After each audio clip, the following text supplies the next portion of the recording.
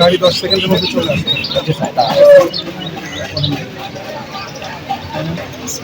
গাড়ির ক্যাপাসিটি আছে, একটা প্রাইভেট কারে ঢুকে যায় আর একটা বাস উঠতে পারবে না। অর্ধেক জায়গা নিল আর একটা বাসের জায়গা নিল। আমার সাথে আছে।